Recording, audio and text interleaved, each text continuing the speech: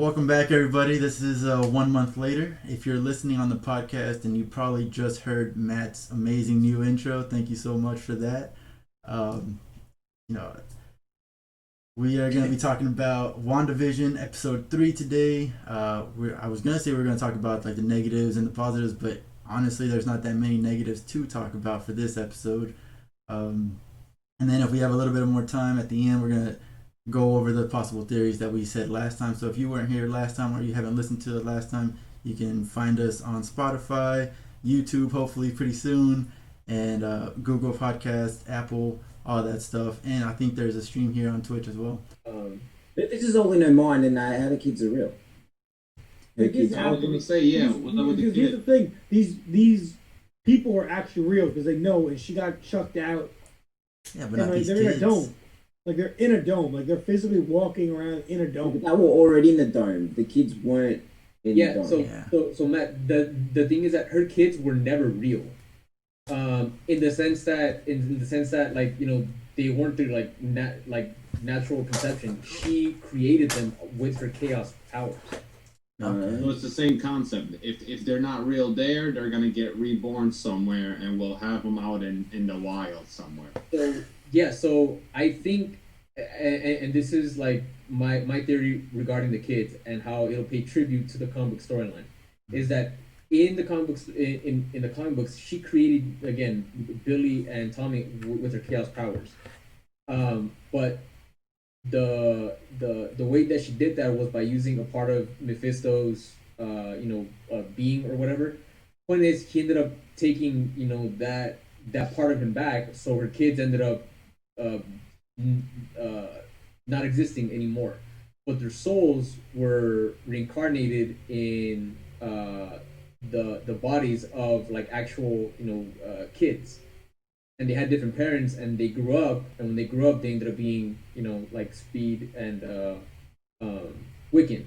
And I think that what's going to happen is that once this reality that Wanda has created, her kids are going to disappear, and they're going to be reincarnated just like in the comic books, as the grown up Billy and Tommy, and that's how we're going to get the storyline of Wiccan and Speed. Also, the cool thing that Wanda references, is like when they're talking about the twin, she's like, "Oh, I was a twin," and in the comic books, their powers are identical, almost identical to that of Wanda and Quicksilver. Yeah, exactly. Because Speed obviously is a speedster, just like Quicksilver, and Wiccan has magical powers. It's chaos. It's chaos. Question for you X-Men fellas, because I just watched X-Men movies and they're obviously not very true. Is it Quicksilver's in X-Men movies as well, and Magneto's the dad? So does that mean? So is in the comics is Magneto Scarlet's dad? Yes. Yeah, well, I mean, in the comic books, in the last couple of years, it's been established that Magneto was actually never their dad, and that Wanda and Pietro were never actually mutants. But Polaris is still his daughter, right? Yeah, Polaris is definitely still his daughter, but the way that it was explained is that Wanda and Pietro in the comics, they were actually a result of experimentations done to them by the High Evolutionary, and they were considered a failed experiment by him, and they were basically given they were put back with the people that Wanda and Pietro would believe to be their parents, and they were reintroduced as mutants. They were made to be believed to be mutants because of the experiments that the High Evolutionary did on them. And that's where there was the belief that Magneto had an affair with the woman that was raising them, and that they were the product of basically their relationship. But again, in the recent years, it was discovered that that's not the case, and that's why they're no longer actually mutants. Both of them are just like humans that were experimented on. Marvel retconning everything we know. Dang. the belief is that Marvel did that when they were trying to push the Inhumans because they didn't have the rights to do the X-Men movies, Yeah. so they couldn't really incorporate them. So They really screwed the pooch with that. they were really good on that, man.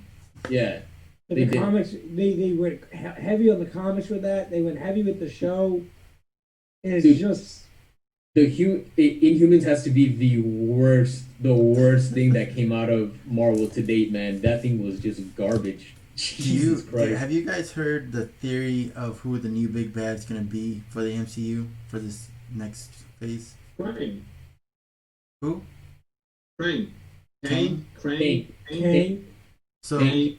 I'm sorry. So I actually, a friend of mine, we were texting earlier, and he like sent me some links to something that he's been reading, and the next big bad is actually theorized. It's still theory that it's going to be Mephisto, and that Mephisto has actually been mentioned a couple of times here in WandaVision as Agnes. So like Agnes is said to be that witch. I'm not really sure what her name is.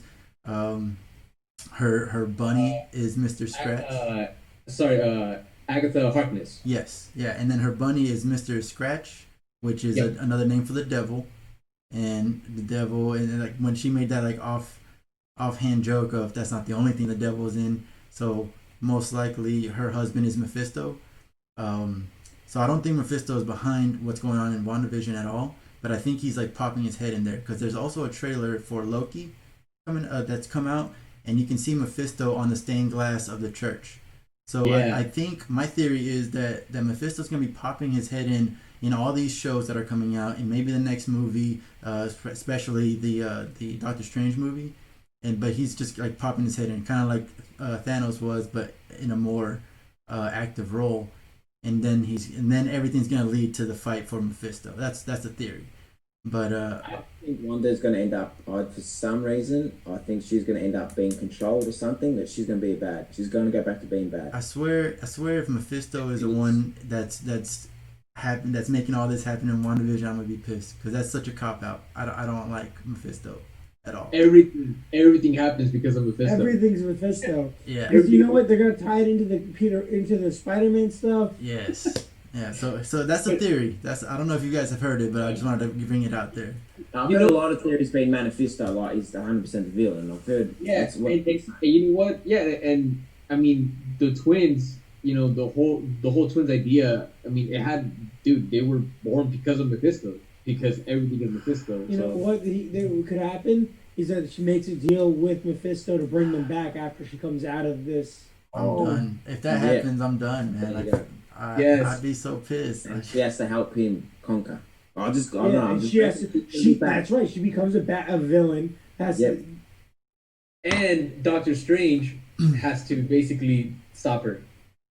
Like, Yeah. you know what? That's what the multiverse of madness will be about. Yeah, That's what I told my friend too. It was just like it's crazy because Mephisto is just so powerful, and the only way he loses is because he made a deal and he lost a deal, and that's how he loses. He doesn't actually lose to anybody. Look, if Mephisto is one of the bad guys, that's fine. But I hope that he is more of like an Ultron, where he's a big bad, either the Avengers or whatever heroes need to team up to take him down. But I still really hope that the overarching big bad is gonna be fucking Galactus. He'd be third. He'd be Fantastic the Four. third. He'd be like the next bad. No, after this. Galactus goes into the Love and Thunder arc. I think he's gonna poke his head in there because you got Christian Bale as the God Butcher, and so you're gonna see Galactus there a little bit. I think. And that's where I think that Galactus, if Marvel, aren't cowards, that's where they're gonna, drop the first. They're not gonna bring. Either they're gonna use Galactus to bring in the Fantastic Four, or they're gonna. I was gonna Fantastic say, Four and then first. a planet, Because and then a planet. they can't do Galactus without Silver Surfer. I wouldn't want them to do Silver Surfer without. Yeah.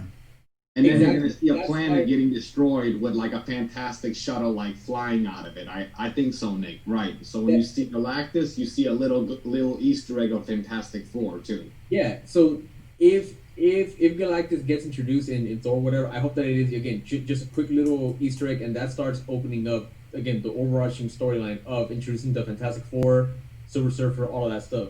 Because I mean, Galactus recently in recent years has been more of a villain and more of a, I guess I don't know, more of a plot used in storylines in Thor than Fantastic Four, and especially like right now during Donny Cates' run. Yeah, his first 6 issues is all Galactus. Yeah, but I don't know. We'll see. So But I think that Mephisto popping up in WandaVision is a big possibility as well. I think he has been like I said, like the whole little Mr. Scratch thing. That was one of the things in the article. Like it makes sense, and it would make sense for Mephisto to just be popping his head in, and as an Easter egg. Like it's not gonna be just shown like 100%. Like, hey guys, look at Mephisto. It's just gonna be like you need to notice it, just like an Easter egg, and that's it. If you don't notice it, well, that's on you. But the only reason I bring it up is because how do you guys feel about it? Do you want him to be the reason for all this WandaVision stuff, or would you rather it be something else? It's gotta be Wanda. It's gotta be Wanda freaking out. Yeah. Okay. Good. Because if it's Mephisto, then all the theories from last week of this being how they bring mutants in isn't gonna work. That's exactly what I was thinking. Mephisto can't be the reason. I wouldn't want Mephisto to be the reason behind the mutants coming into the MCU. 100% what I was want thinking. it to be Wanda because it makes sense.